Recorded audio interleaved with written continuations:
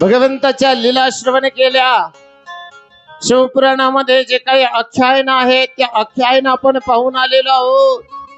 शिवपुराण काय श्रवण करायचं, श्रवण केल्याच्या नंतर काय प्राप्ती होते, शिवपुराण कसं आहे,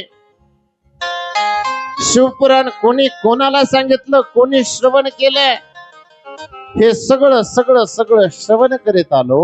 पण काल आपल्याला भगवंताने जास्तच कृपा केली आपल्यावरती आहे की नाही। भगवंताला वाटत होतं की तुम्ही सगळ्या गावाने इथं आनंद घ्यावा, फुगड्या खेळाव्यात, फुगड्या तुमच्या जोडीने राहिल्या होत्या या गावाच्या। त्याच्याकरता त्यांनी काय केलेलं आहे, थोडा पाऊस पडला, थोडी लवकर कथा उरकून घेतली काल आपण आहे की नाही। आणि काल काय तो आनंद म्हणले, सगळेजण नाचतायत काय, गातात काय, सगळेजण फुगड्या खेळतात काय, खूप गोड गोड असं असणार त्यांनी नियोजन। आणि या कालच्या राहिलेल्या कथा आपण स्पर्श करू। आज माझ्या भगवंताचा विवाह होणार आहे, माझा देव असणारा विवाह करता येणार आहे। त्या आधी काय करू आपण, राहिलेल्या ज्या कथा आहेत ना त्या कालपर्यंत आपण भगवान परमात्म्याच्या चरित्राचं गुणगान गात होतो। स्वर्गातील लोक, ब्रह्मलोकातील लोक, विष्णू लोकातील लोक असणारे देवाची स्तुती गातात। तुम्ही आम्ही गातो याच्यात नवल नाही, तुम्ही आम्ही त्याच्या दर्शनाकरता जातोय याच्यात नवल नाहीये। अरे त्या देवाच्या, त्या भगवंताच्या दर्शनाकरता कोण कोण येत, त्या देवाच्या दर्शनाकरता ब्रह्मलोकातून ब्रह्मदेव येतात, ब्रह्म मुहूर्तावरती ब्रह्मदेव येतात शिवाच्या दर्शनाकरता, ब्रह्मदेव येतात शिवाची पूजा करण्याकरता, ब्रह्मदेव येतात त्या शिवाला असं असणाऱ्या अनुष्ठान करण्याकरता। ब्रह्मदेव जे आहेत ना, या सृष्टी उत्पादन करणारे देवता आहेत। ही जी सृष्टी उत्पन्न झाली तर त्या सृष्टीचा रचयिता असणारे ब्रह्मदेव आहे। ब्रह्मदेवाच्या दोन्ही भुजापासून दोन असणारे पुत्र निर्माण झाले, ते आपण श्रवण करून आलो। एकाचं नाव मनु आणि दुसऱ्याचं नाव शत्रुपा। मनु आणि शत्रुपा नामक दोन पुत्र प्राप्त झाले, ती कथा आपण श्रवण करून आलो। त्यांच्यापासून ही सृष्टी उत्पन्न झाली, म्हणून तुम्हा मला काय म्हटलं जातं, मनुष्य असं असणार म्हटलं जातं। म्हणून ते ब्रह्मदेव असणारे शिवाच्या पूजनाकरता भगवंताच्या मंदिरामध्ये येतात, भगवंताच्या कैलास धामावरती येतात आणि त्यांची पूजा करतात महाराज। तो देव असणारा त्या सगळ्यात भोळा आहे आणि लवकर प्रसन्न होणार आहे। माझ्या देवाला, माझ्या भगवंताला काही जास्त लागत नाही। त्या भगवंताला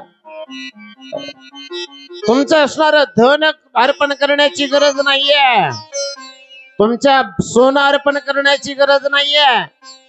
अहो तुमचं काय जे आहे ना ते अर्पण करण्याची गरज नाही। देवाला काय लागतं म्हटले, माझ्या देवाला आहे ना काही नाही हो, एक तांबर जल, एक तांब्या पाणी आणि एक बेलपत्र असणारा त्या देवाला अतिप्रिय आहे। हे भोळ्या शंकरा,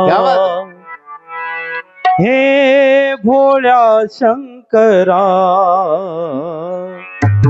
आवड तुला बेलाचे, आवड तुला बेलाचे, बेलाच्या पानाचे। हे भोळ्या शंकरा, हे भोळ्या शंकरा,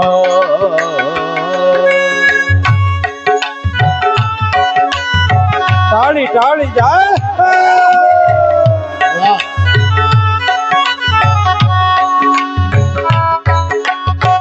वा वा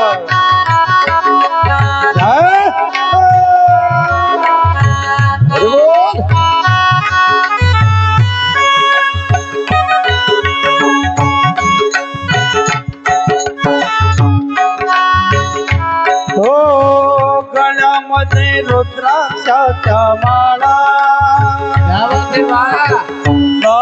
तो भस्म कपाळा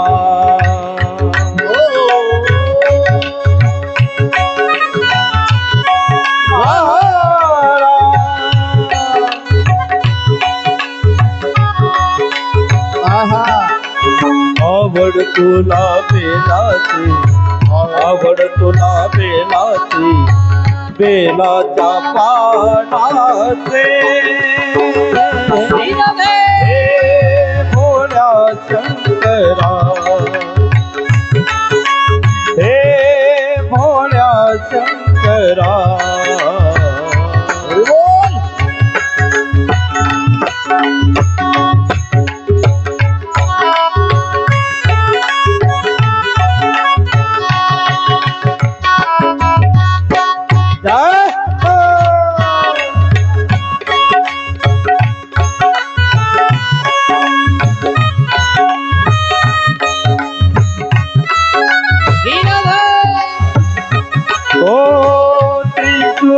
डमरू घेऊन हाते संगे नाचे पार्वते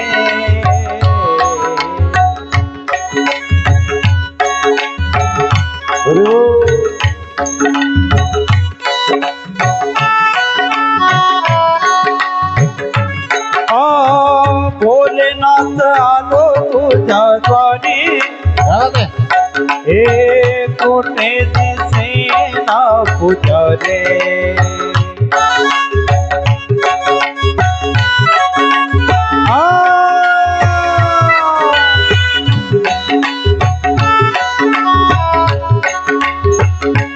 हो आवड तुला बेलाचे आवड तुला बेलाचे बेलाच्या पानाचे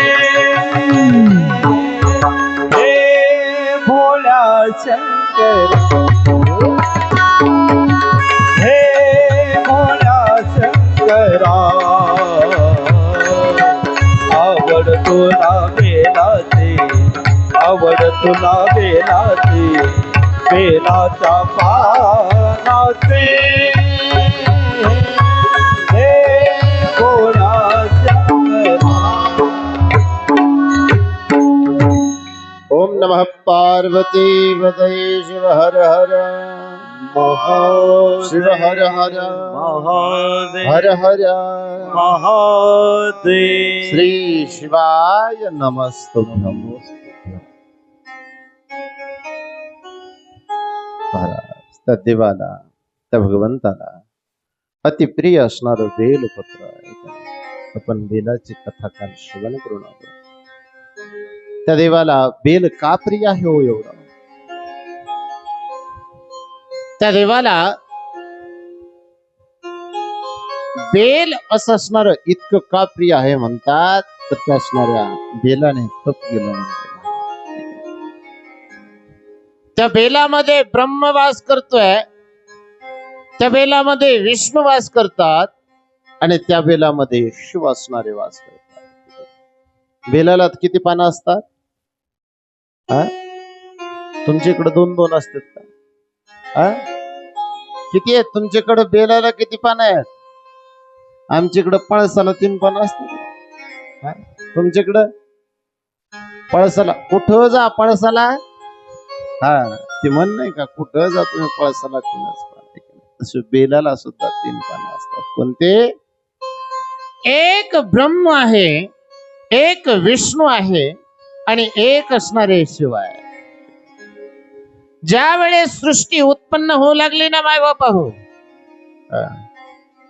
तर त्यावेळेस भगवान विष्णू असणारे काय झाले? पहिले प्रगट झाले. महादेवाने त्यांना प्रगट केलं आणि प्रगट झाल्याच्या नंतर भगवान विष्णूने ब्रह्मदेवाला प्रगट. या त्रिदेवताच्या याच्यापासून एक वृक्ष निर्माण झाला आणि वृक्ष निर्माण झाल्याच्या नंतर त्या वृक्षाला भगवान परमात्म्याने काय केलंय? बेल असं नाव दिलं. म्हणलं बेलाची उत्पत्ती कशी झाली? म्हटले ऐका ना. ओम नमः पार्वती पतये शिव हर हर हर महादेव. महाराज सृष्टी उत्पन्नाच्या टायमाला हा बेल असणार आहे ना, भगवान शिवाच्या कैलास धामावरती उगू लागला, वाढू लागला. म्हणले या बेलाने एवढं काय असं असणारं पुण्य केलं होतं की त्याला देवाने अतिप्रिय असणारं बनवून घेतलं. बेल देवाला काय एवढा प्रिय आहे, भगवंताला त्या असणाऱ्या बेलाविषयी इतकी का आत्मिकता आहे, तो बेल असा असणारा एवढा का प्रिय वाटतोय, काय असं असणार त्या बेलाने. कारण तुम्ही एक बेल जर वाहिलं की देव लगेच प्रसन्न होतात. म्हटले ऐका ना, शिवमहापुराण सांगताय बेल नामक वृक्ष जे आहे एक साधू होत, म्हणजे साधू, आणि ते साधू असणारे अनंत वर्षापर्यंत तप केलं. किती अनंत वर्षापर्यंत त्यांचे तपश्चर्या चालू आहे हिमालयावरती. अनेक वर्षापर्यंत तप केलं आणि तप केल्याच्या नंतर त्यांना इच्छा होती की भगवान शंकराने मला प्रसन्न व्हावं, मला देव प्रसन्न व्हावा आणि देवाने मला आलिंगन द्यावं आणि देवाने मला स्वतःच मानावं आणि देव मला असणारा हा माझा भक्त आहे असं त्या देवाने म्हणावं, अशी त्या ऋषीची, त्या महात्म्याची इच्छा होती.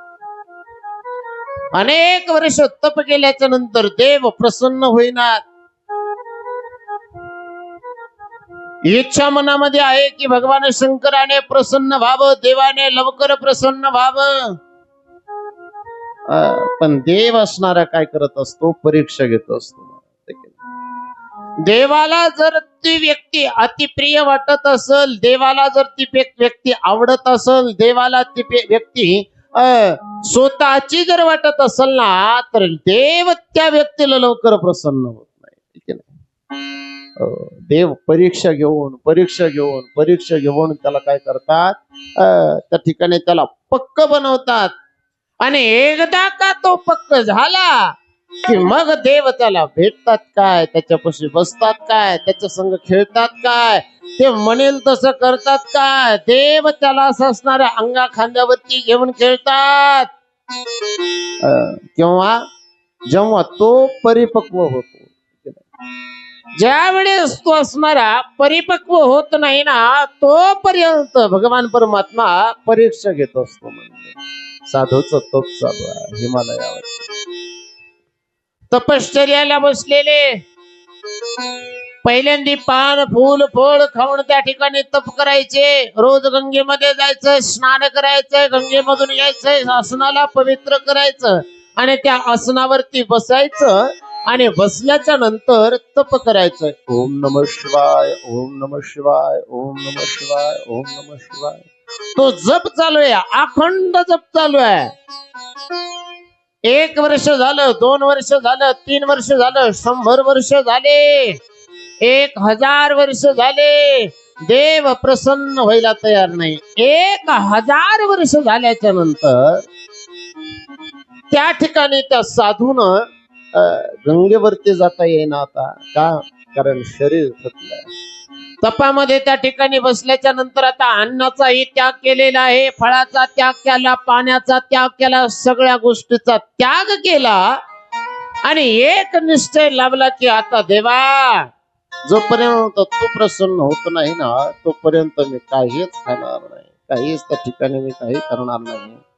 मी त्या ठिकाणी आता काय करणार नाही. मला असणारा जोपर्यंत तू प्रसन्न होत नाही ना देवा, तोपर्यंत मी काय करणार नाही, त्या ठिकाणी येणार नाही. या ठिकाणी असं असणारा मी आता गंगेत जाणार नाही, पाणी घेणार नाही, पाणी ग्रहण करणार नाही, अन्न खाणार नाही, मी त्या ठिकाणी काहीच काहीच काहीच करणार नाही. भगवंताने ग्वालवाल्याचं रूप घेतलं आणि गाई राख्याचं रूप घेतलं. भगवान शंकराने, ऐका, खूप गोड करतात. भगवंताला बेल का प्रिय आहे तर सांगतात नाही.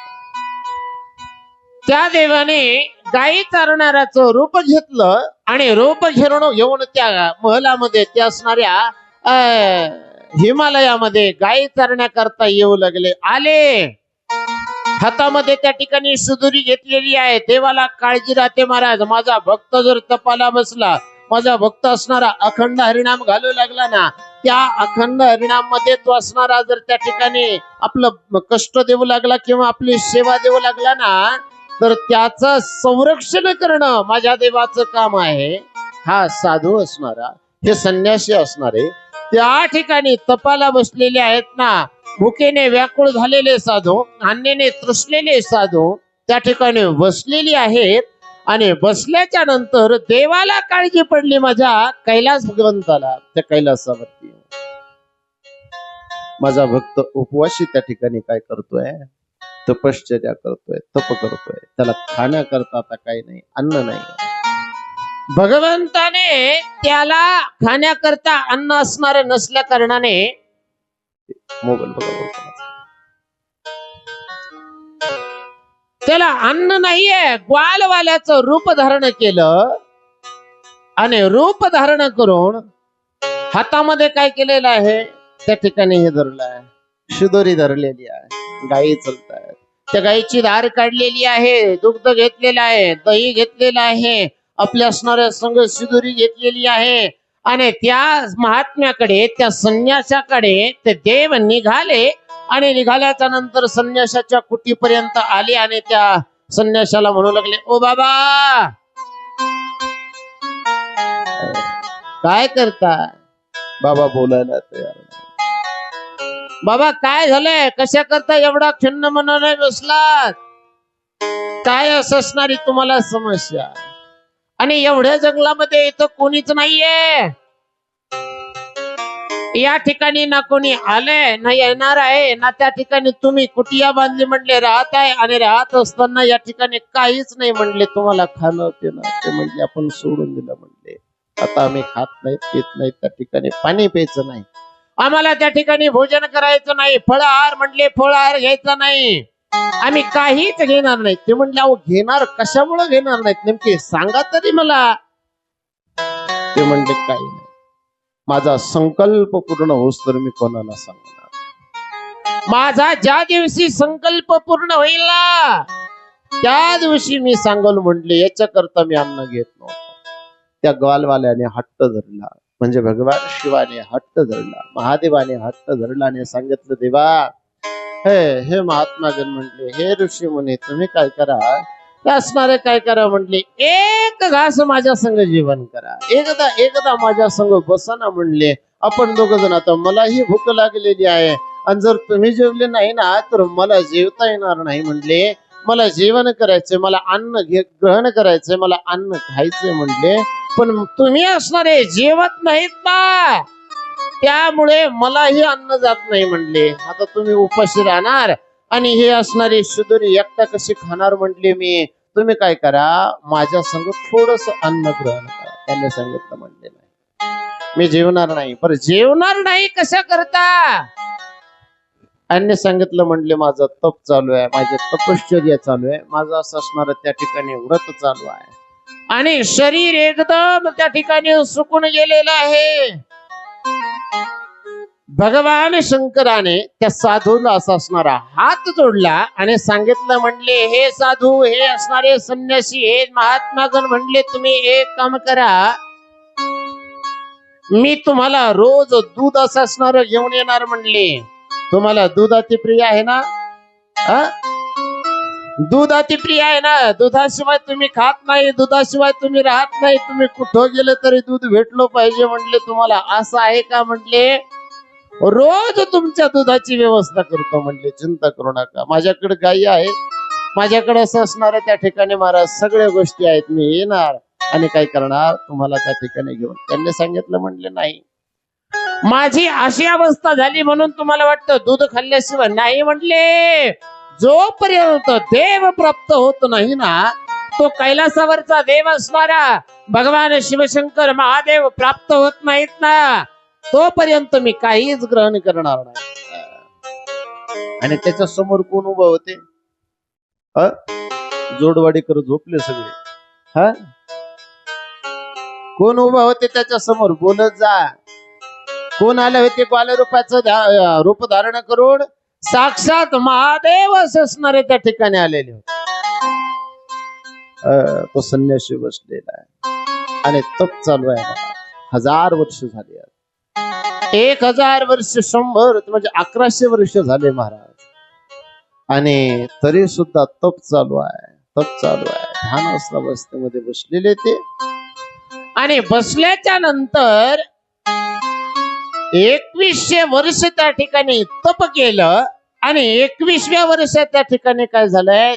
भगवान शंकर प्रसन्न झाले. म्हटले महात्मा, तुमची तपश्चर्या अगाध आहे. म्हटले अगाध आहे की नाही? तुम्ही अगाध तप केलेले आहेत. मी तुमच्यावरती आता प्रसन्न झालो. म्हटले माझा साध्या रूपामध्ये देवाले बरं. म्हटले माझा तुम्हाला काय हवंय? त्यांनी विचारलं. म्हटले कोण आहात? भगवान की जय. महाराज, त्या साधूला भगवान परमात्मा प्रसन्न झाले, आणि प्रसन्न झाल्याच्या नंतर त्या साधूने विचारलं. म्हटले देवा ऐक ना, म्हणले मला असणाऱ्या त्या भगवान शंकराचं दर्शन घ्यायचंय. लगेच शंकराच्या रूपामध्ये प्रगट झाले देव. त्यांनी सांगितलं. म्हटले या त्रैलोक्यामध्ये अजून कोणकोणती देवता आहे देवा सांगा. आता ते देव प्रसन्न झालेले आहेत. भगवान शंकर प्रसन्न झालेले आहेत. सृष्टीचा चालक मालक, या सृष्टीचा असणारा विधाता असणारा देव त्या ठिकाणी प्रसन्न झाला, आणि प्रसन्न झाल्याच्या नंतर महाराज त्या साधूने विचारलं. म्हटले ऐका ना, तुम्हाला या असणाऱ्या जगतामध्ये अतिप्रिय देवता कोणकोणत्या आहेत? कोण कोण देवता प्रिय आहेत? ते म्हटले अजून ब्रह्मदेव आहे, अजून विष्णू आहेत. ह्या देवता असणाऱ्या त्रैलोक्यामधल्या असणाऱ्या अधिष्ठान देवता आहेत.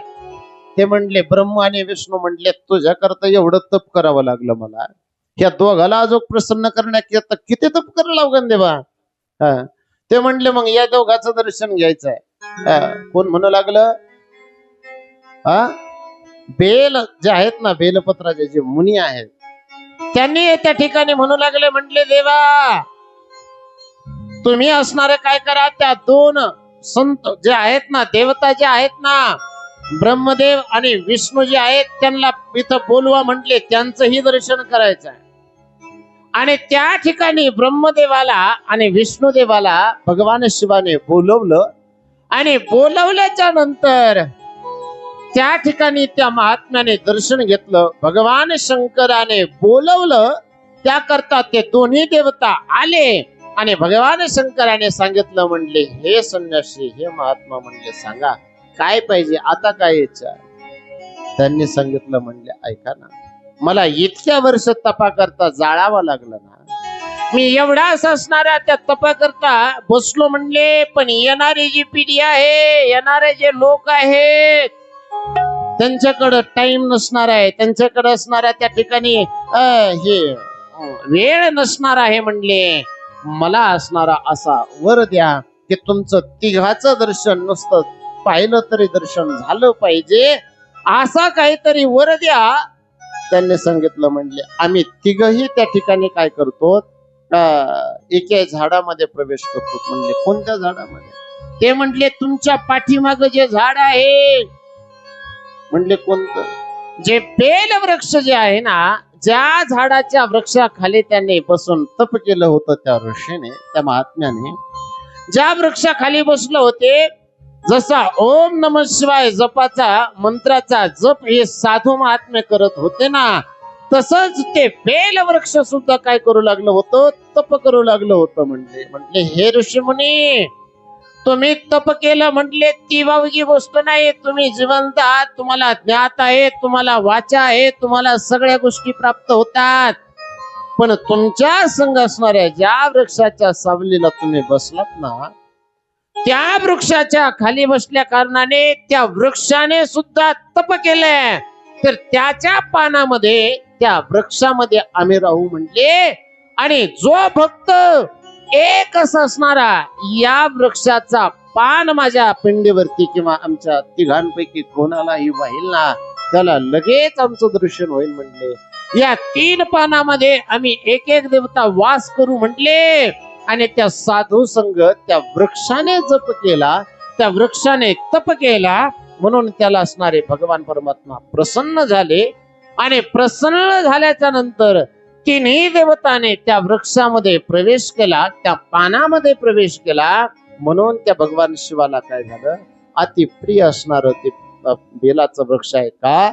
कारण त्या बेलाच्या वृक्षाने अनेक वर्षापर्यंत तप केलं होतं महाराज, म्हणून ते बेल वृक्ष अतिप्रिय आहे म्हणतात. ते ऐका ना, पण बेल वृक्ष प्रिय आहे की नाही, पण बेल वृक्ष जे आहे ना ते असणार कोणाचं, भगवान शिवाचा भक्त आहे. भगवान शिवाचं असणार काय आहे, ते असणारा जप करणारा आहे. म्हणून त्याला काय करावं म्हटले, आधी त्याला दीपक लावावा, आधी त्याला असणारा त्या ठिकाणी जल अर्पण करावं, अक्षता अर्पण करावी, त्याची पूजा करावी, त्याला सांगावं, हे बेल देवता, हे असणाऱ्या वृक्षा, आम्ही असणाऱ्या भगवान शिवालाच्या दर्शनाकरता जाणार आहोत ना, तर तुझं पान, तुझं असणारं पत्र आम्हाला हवंय, हे आम्हाला तू काय कर, प्रदान कर. त्याला विनंती करावी आणि मग ते बेलवृक्ष तोडावं. नाहीतर त्याच्या तपामध्ये काय होतंय, भंगता प्राप्त होते. तुम्ही आम्ही पहा, बेलवृक्ष अनेक हे आहेत, वृक्ष आहेत, अनेक झाडं आहेत, पण त्या झाडाचा पाला कधी गळून जाईल, कधी सुकल, कधी पिवळा पडल, कधी ते पानं गळून जातील, ठीक आहे नाही. बेलाच्या वृक्षाचं पान तुम्ही पिवळं झालेलं पाहिलं कधी? बेलाच्या वृक्षाला कधी पिवळा पाना आलेला पाहिला का? बेलाचं वृक्ष असं असणारे कधी त्या ठिकाणी पानं कधी गळतात का त्याचे असणारे? जसं लिंबाचा पाला त्या ठिकाणी चैत्र महिना लागला हे त्याच्या आधी सगळं पाला तूर त्या ठिकाणी गळून जातो आणि नवीन पाली फुटते त्याला. तसा बेल वृक्ष जे आहे ना त्याच्यामध्ये भगवान ब्रह्मदेव, भगवान विष्णू आणि भगवान शिव आहेत. याच्याकरता बेल वृक्ष कधी सुकत नाही, कधी त्याचा पाला झडत नाही, कधी त्याला वयोवृद्धता येत नाही, म्हणजे कधी पान गळून त्या ठिकाणी असणार पिवळं होऊन म्हणजे पिकून कधी ते पान त्या ठिकाणी पडत नाही. पान कधीही जा तुम्ही हिरवं आणि टवटवीतच असतं म्हणते. का? कारण त्या बेल वृक्षाने त्या ठिकाणी तपश्चर्या केलेली आहे आणि ते सांगताय, माझ्या देवाला मी अतिप्रिय आहे ना, तर वृद्धावस्थेमध्ये नाही तर तारुण्यावस्थेमध्ये मी त्याला अर्पण झालो. कोणता भक्त कधी येईल आणि मला कधी पान त्या ठिकाणी तोडून घेऊन त्या शिवलिंगावरती अर्पण करेल ना, तर मी कधीही टवटवीतच असलो पाहिजे, मी कधीही त्या ठिकाणी तारुण्यावस्थेमध्ये असलो पाहिजे. माझ्या देवाला त्या ठिकाणी असणाऱ्या काय झालं पाहिजे की देवाला अतिप्रिय आहे ना मी, तर त्याच्यावरती कधीच रोग पडत नाही मला. तुम्ही पाहिला कधी बेलाच्या झाडावरती रोग? त्याचे पानं किडलेले पाहिलेत कधी? एखादं तुरळक झाड असन की त्याच्या झाडाच्या शेजारी पडलेला रोग त्या झाडावरती आला असेल, त्याच्यातलाही काही फांद्यावरती रोग असू शकतो. शिव महापुराण सांगताय की त्या बेलाच्या वृक्षाला ना कीटक खाऊ शकताय. महाराज, त्या बेलाच्या वृक्षाला कीटकाचा जरी त्या ठिकाणी स्पर्श झाला ना तरी सुद्धा ते कीटक सुद्धा पवित्र होऊन जातात. बेलाचा पान कधीच किडलेलं पाहिलं नाही आपण, नाही किडतच नाही. का?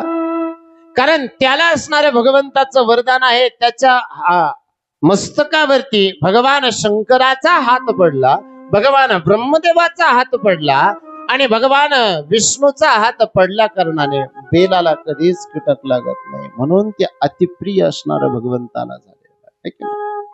अशा त्या बेलाला महाराज भगवंताला अतिप्रिय आहे. भगवान परमात्मा बेलाचा स्वीकार करतात. भगवान परमात्मा अर्पण करण्याकरता बेल वृक्ष आहे, ठीक आहे. भगवंताला अर्पण करण्याकरता धोत्र्याचं फुल आहे, धोत्र्याचं फळ आहे. भगवंताला देवाला ते अतिप्रिय आहे.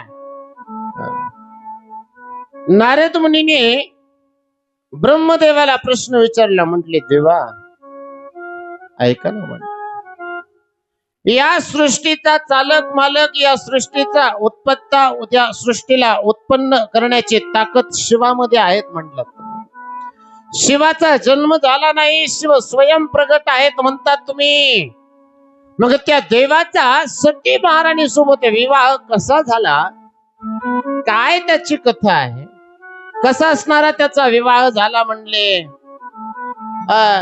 का त्यांनी विवाह केला, आणि तुम्ही म्हणता की सती महाराणीने त्या असणाऱ्या कुंडामध्ये प्रवेश केला, तर संपूर्ण वृत्तांत तुम्ही मला सांगा म्हणले ना. तुम्हाला पूर्णपणे सांगा म्हणले महाराज, कारण मी अति उत्सुक आहे.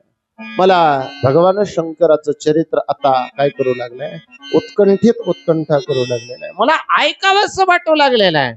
जर मला ते आता ऐकलं नाही ना, तर मला असं वाटतं कधी कथा चालू होईल आणि कधी मी ते कथा श्रवण करण्याकरता बसल. मी शिवपुराण कधी ऐकल ही कथा मला रसयुक्त असं असणारं वाटू लागलेली आहे. मला नुसतं ऐकण्यासाठी आतुरता झालेला आहे, असं नारद मुनी ते असणाऱ्या भगवान ब्रह्मदेवाला म्हणतात. तिकडं शौनकादी ऋषी सुतजी महाराजांना बोलतात. ते म्हणले सांगा ना. ब्रह्मदेव नारद मुनीला सांगू लागले, शौनकादी ऋषींना सुतजी महाराज सांगू लागले, म्हटले ऐका ना, सती महाराणीचा जन्म कसा झाला. तर म्हणले ऐका, ज्या वेळेस सृष्टीचे उत्पन्न झाले ना, त्यावेळेस ब्रह्मदेवाने दोन त्या ठिकाणी काय केलेलं, ब्रह्मदेवाला पहिल्यांदा 10 पुत्र झाले. 10चे 10 काय झालेले आहेत, तप करण्याकरता निघून गेले. ते कथा आपण परवदेशी श्रवण करून आलो, पण तरी सुद्धा आपण संक्षिप्तपणाने त्या असणाऱ्या कथेला प्रारंभ करू. 10 पुत्र प्राप्त झाले. 10चे 10 संन्यास आश्रमामध्ये प्रवेश केला आणि तप करण्याकरता निघून गेले. ब्रह्मदेवाला राग आला. राग आल्याच्या नंतर त्या रागातून 2 असे असणारे काय झाले पुत्र उत्पन्न झाले. एक क्रोध नावाचा आणि एक असं असणारा लोभ नावाचा. तेही त्यांना सृष्टी उत्पन्न करण्याकरता सांगितलं. ते म्हणले नाही, आमच्याच्याने होणार नाही. ब्रह्मदेवाने उजव्या बाहूचं मंथन केलं. उजव्या बाहूपासून मनु महाराज प्रगट झाले आणि डाव्या बाहूपासून त्या ठिकाणी शतरूपा महाराणी प्रगट झाल्या. दोघांना सांगितलं, म्हणले जा सृष्टी उत्पन्न करा. त्यावेळेस मनु आणि शतरूपाला 5 संतान झाले म्हणले. 3 मुली प्राप्त झाल्या आणि 2 मुलं प्राप्त झाली. ऐक नाही, 3 मुली अकुती, देवहूती आणि प्रसूती, आणि 2 मुलं प्रियव्रत आणि उत्तानपाद. 3 मुलीचे विवाह करून दिले म्हणले. कसे कसे. अकुतीचा विवाह रुची प्रजापती सोबत झाला. त्यांना असणार काय झालं, 2 पुत्र प्राप्त झाले. एक आहे यज्ञ नामक पुत्र प्राप्त झाला, आणि यज्ञाचा विवाह दक्षिणासोबत त्यांनी लावून दिला. म्हणून ज्ञान यज्ञ कुठेही असल, त्या ठिकाणी महायज्ञ असल, नामयज्ञ असल, आहुती यज्ञ असल, यज्ञ कोणताही असू द्या म्हणले, त्या ठिकाणी दक्षिणा काय करते, पत्नी स्वरूपामध्ये प्राप्त. म्हणून पहिल्या काळामध्ये नाही का, कोणी दान करायचं म्हणले, तुमच्या यज्ञ करता आमचा एक तेलाचा डबा, कोणी साखरेचे पोते, कोणी गहू, कोणी तांदूळ, कोणी ज्वारी, कोणी बाजरी. त्या ठिकाणी आता बघा ना, राशीची राशी आल्या त्या सगळ्या. कशामुळं, यज्ञ चालू आहे ना, तर त्याच्यामध्ये आमची आहुती असू द्या. मग यज्ञदेव प्रसन्न होतात, आणि प्रसन्न होऊन 1 हाताने 2 हाताने तुम्ही देतात ना, तर अनंत हाताने देण्याचं काम त्याचं आहे. अकुती महाराणीचा विवाह रुची प्रजापती सोबत झाला. त्यांना 2 पुत्र प्राप्त झाले. देवहूतीचा विवाह कर्दमजी ऋषी सोबत झाला. त्यांना 9 कन्या प्राप्त झाल्या आणि 1 पुत्र प्राप्त झाला.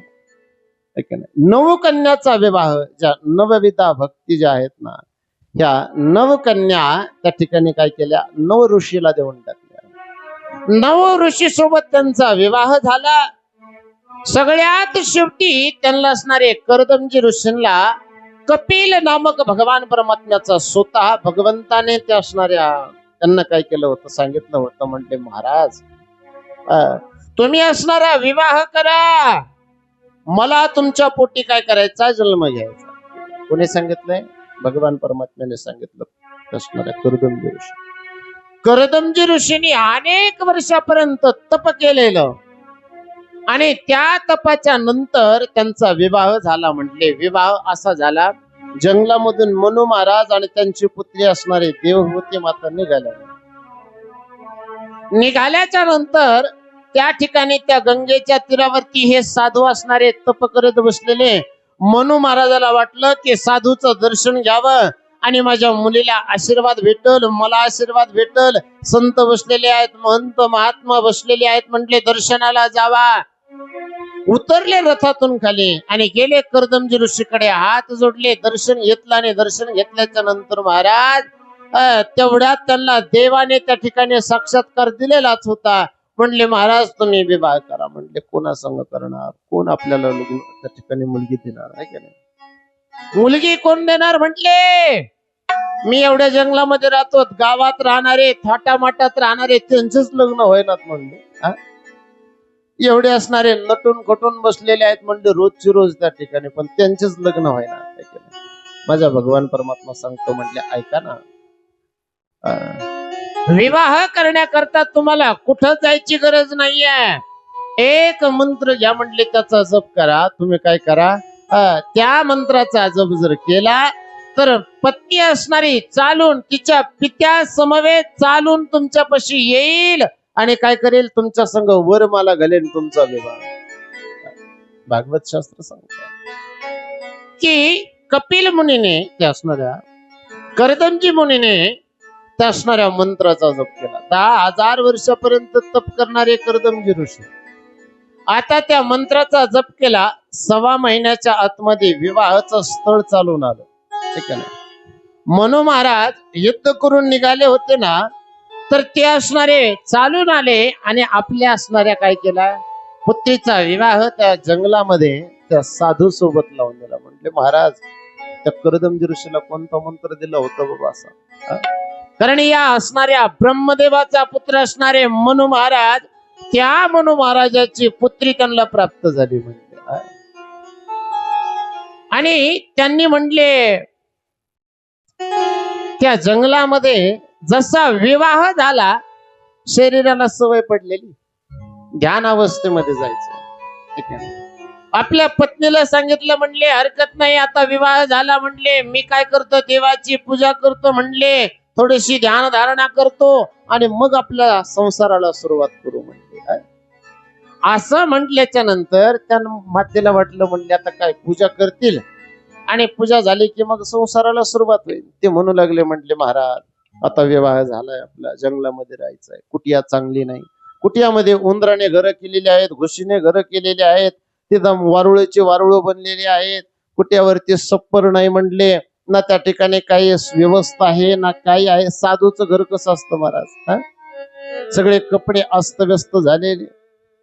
त्या ठिकाणी त्या देवहूती माता त्यांना सांगू लागले, म्हटले महाराज थोडीशी व्यवस्था झाली. ते म्हणले तू व्यवस्था कर, तोपर्यंत मी देवाची पूजा करतो. देवाची पूजा करतो म्हणून गेलेले, देवाची पूजा केली आणि ध्यान अवस्थेमध्ये गेले. ध्यान अवस्थेमध्ये गेल्याच्या नंतर 1000 वर्षापर्यंत काय केलं, ध्यान लावलं महाराज. ठीक आहे. ध्यान त्यांनी लावलं आणि ध्यान लावल्याच्या नंतर देवहूती माताचा रोजचा नित्य नियम ब्रह्ममुहूर्तावरती उठायचा आणि ब्रह्ममुहूर्तावरती उठवून त्या असणाऱ्या आपल्या पतिदेवाच्या सेवेकरता त्या ठिकाणी गंगेचं पाणी आणायचंय. त्या ठिकाणी पतिदेव उठतील, त्याच्याकरता त्यांना पूजाला त्या ठिकाणी काय लागतील, फुलं फळं लागतील. जंगलामध्ये जायचं, सुंदर फुलं आणायचेत, फळं आणायचेत, हे सगळं आणायचं, पण नुसतं आणून ठेवायचं त्यांच्या पुढे. 1 दिवस झाला, 2 दिवस झाले, 3 दिवस झाले, पतिदेव उठायलाच तयार नाही. ठीक आहे ना. आत्ताची देवहूती असते तर महाराज 2ऱ्या 3ऱ्या दिवशी तिने पाहिलं असतं, म्हणले बाबा ध्यानामध्ये गेले, बाबाचं ध्यान मोडलं की मला मिस कॉल करा, म्हणले मग मी येईल वापस. गेले असते, पण नाही. 1000 वर्षापर्यंत देवहूती माता त्यांची सेवा करू लागली. अशी सेवा केली, अशी सेवा केली. 1000 वर्षाच्या नंतर तपातून उठले आणि त्यावेळेस कर्दमजी ऋषीने त्या देवहूती मातेला विचारलं, म्हटले हे देवी कोण आहात, तुम्ही कशा करता आलात, काय काम आहे सांगा. म्हणले तिने तोंडात आणून घेतली. ती म्हटली महाराज एक तर लग्न झालं त्या दिवशी ध्यान अवस्थेमध्ये गेले. हा म्हणले एवढ्या 1000 वर्षापर्यंत तुमची सेवा केली, माझे पतिदेव आता उठतील मग उठतील, आता उठतील मग उठतील, या भावनेमध्ये तुमची सेवा करू लागले. आणि तुम्ही असणारे त्या ध्यानातून उठले आणि मला विचारतात कोण येतं कुठले. असं नसते. म्हणजे आपला विवाह झालेला आहे, विवाहाची पत्रिका दाखवली. ते म्हणले काय पुरावा आपला विवाह झाला? ते म्हणले फोटोग्राफर नाहीत. आमचे निगमानंद चॅनल वाले असते तर ते आले असते म्हणले, पण तवा नव्हते ना. तवा फोटो नाही काही नाही. म्हटलं आता दाखायचं तरी पुरावा तरी काय? म्हणले जंगलामध्ये मी तप करत होतो, म्हणले माझा विवाह नाही. भगवान सूर्यदेवाला त्या देवहूती मातेने थांबवलं. महाराज हातामध्ये पाणी घेतलं आणि सांगितलं, हे सूर्यदेवा, मी जर माझ्या पतीची सेवा एक निष्ठतेने त्या ठिकाणी केलेली असेल ना, तर गती तुझी थांबव, गती मंद कर. म्हणले एक पाऊल जर पुढे टाकला तर जागेच भस्म होशील. म्हणले सूर्यदेव थांबले महाराज. आणि सूर्यदेवाला सांगितलं, म्हणले सांग ह्या महात्म्याला माझा यांचा विवाह झाला. सूर्यदेव खाली आले आणि सूर्यदेवाने सांगितलं, म्हणले कर्दमजी ऋषी, ज्या दिवशी मी उगलो होतो ना, त्या यापासून अजून 1000 वर्षाच्या पाठीमाग यांचे पिताश्री मनु महाराज या ठिकाणी आले होते. म्हणले तुमच्या संग त्यांचा विवाह झाला आणि विवाह होऊन तुम्हाला असं असणार काय झालं? म्हणले तुम्ही पाणी ग्रहण केलेलं आहे. असं म्हटल्याच्या नंतर म्हणले ठीक आहे, सूर्यदेवाने साक्ष दिली ना, हरकत नाही. म्हणले झाला ना विवाह तर ठीक आहे. म्हणले चला मग आता आपल्या काय करू, संसाराला सुरुवात करू. म्हणले महाराज, ना राहायला घर आहे, ना फिरायला गाडी आहे, कुठं माहेराला जायचं म्हणलं की काहीच नाही. म्हणले तुमच्याकडं कसं संसार करायचा? 1000 वर्ष झाले म्हणले कधी डोळा उघडून पाहिलं नाही, अंगावर कपडे आहेत का? तुम्ही कसा व्यवसाय काय काय तुम्ही असं असणार कसं केलं हे? तुम्ही ध्यान अवस्थेमध्ये ते गेले तर गेलेच. म्हणले मी कशी राहिले काय केलं हे माझी मला माहिती आहे. ते म्हटले मग काय इच्छा आहे? ते म्हणले काही नाही, माझ्या ज्या बहिणी आहे, माझ्या मैत्रिणी आहेत ना, त्यांच्याकडे सुंदर व्यवस्था आहे, सुंदर घर आहे, सुंदर गाडी आहे. ते म्हणले हरकत नाही, चिंता नाही. म्हणले सगळी व्यवस्था करतो. महाराज हातामध्ये पाणी घेतलं, आचमन केलं आणि नुसतं या भूतलावरती सोडलं तर काम्यक नावाचं विमान त्या ठिकाणी तयार झालं. महाराज काम्यक नावाचं विमान म्हणजे कामना कराल ते तुम्हाला प्राप्त होईल असं नावाचं विमान. आणि म्हणले हे देवहूती बस म्हणले या विमानामध्ये. ते म्हणले महाराज आता वय झालं, 1000 वर्ष होऊन गेलेत. म्हणले शरीर एवढं दुबळं पातळ झालंय, तुम्ही काही खाल्लं नाही म्हणून, तुम्ही काही नाही खाल्लं म्हणून मला काही खाता नाही आलं. म्हणले तुम्ही ध्यान अवस्थेमध्ये गेले, सगळं फळ वगैरे तुमच्या समोर आणून ठेवायचे, तुम्ही खाल्ल्याच्या नंतर मी खाणार होते. म्हणले पण तुम्ही खाल्लंच नाही तर मी काही खाल्लं नाही. म्हणले हे शरीर असं झालेलं काय करायचं? म्हणले जा मानसरोवरामध्ये स्नान कर. मानसरोवरामध्ये स्नान केल्याच्या नंतर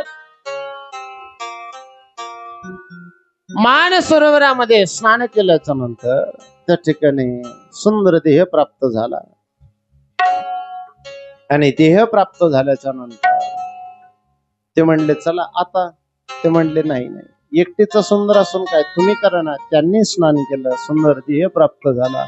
तिथून पुढे त्यांना 9 कन्या प्राप्त झाल्या, 1 पुत्र प्राप्त झाला. आणि 1 पुत्र प्राप्त झाल्याच्या नंतर त्या देवहूती मातेला त्या पुत्राने योग याचं सांख्य योगाचं ज्ञान दिलं. आणि कर्दमजी महाराज त्या ठिकाणावर निघून जातात.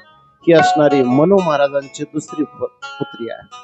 म्हणले महाराज तिसरी पुत्री, म्हणले तिचा विवाह प्रजापती दक्ष सोबत झाला. ठीक आहे.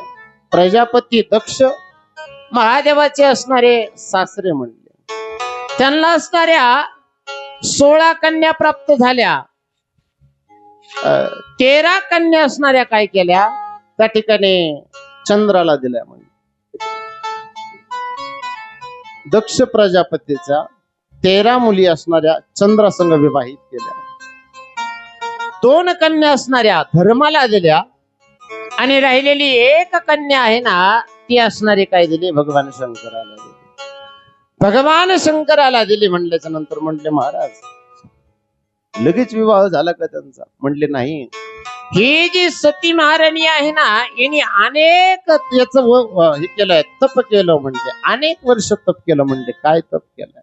म्हणजे ऐका, जसे 13 कन्या त्या चंद्राला दिल्या ना, त्यानंतर 2 कन्या धर्माला दिल्या. राहिली असणारी ही सती माता, या सती मातेने त्या ठिकाणी तपच करण्याकरता सुरुवात केली. म्हणले कशा करता? म्हणले काही नाही, इच्छा वर त्या ठिकाणी प्राप्त झाला पाहिजे. मला ज्याच्या संग इच्छा आहे ना लग्न करण्याची, तोच मला वर प्राप्त झाला पाहिजे. म्हणले काय केलं हो तिने? तर म्हणले महादेवाची तिने भक्ती सुरुवात केली. भगवान शंकराची सती महाराणी भक्ती करू लागले. म्हणले ऐका, माझ्या सती महाराणीने 16 सोमवाराचं व्रत केलं. जे 16 सोमवाराचं व्रत तुम्ही आम्ही करतो, स्त्रिया ज्या करत असतात 16 सोमवाराचं व्रत, सगळ्यात पहिलं 16 सोमवाराचं व्रत माझ्या सती महाराणी. म्हटले मग काय असतं त्या व्रतामध्ये, कसं करावं व्रत? महिला मंडळाला सगळ्याला माहिती आहे. त्या वरामध्ये वर प्राप्त व्हावा आणि तेही इच्छुक वर प्राप्त व्हावा, ते असणार व्रत भगवान शंकराच्या नावाने करायचं असतं. त्या व्रतामध्ये ते व्रत धारण केल्याच्या नंतर 16 सोमवार होईपर्यंत त्या दिवशी व्रत धारण करायचं आहे. दिवसभरामध्ये म्हणजे ब्रह्ममुहूर्तावरती उठायचं आहे. ब्रह्ममुहूर्तावरती उठून स्नान संध्या करून त्या भगवंताची पूजा करायची. आणि पूजेमध्ये काय काय असलं पाहिजे? 16 सोमवाराच्या पूजेमध्ये काय काय असलं पाहिजे? म्हणजे ऐका, ज्याला वाटतं ना की इच्छुक वर प्राप्त व्हावा, मला हवा तो वर मिळावा, त्याच्या करता भगवंताची पूजा असणारी करावी. म्हणले कशी करावी? म्हणले पहिला सोमवार आला की पहिल्या सोमवारी व्रत जे धारण करणार आहात ना, तर ब्रह्म मुहूर्तावरती उठाल तरच ते वर असणार काय होईल? ते व्रत सफल होईल. ब्रह्म मुहूर्त म्हणजे 4:30 पर्यंत, म्हणजे 4 वाजल्यापासून 4:30 वाजेपर्यंत जे काल असतो त्याला ब्रह्मकाल म्हणतात. त्या कालामध्ये उठायचं. उठून असणार काय करायचं? म्हणले की देवाची आराधना करायची.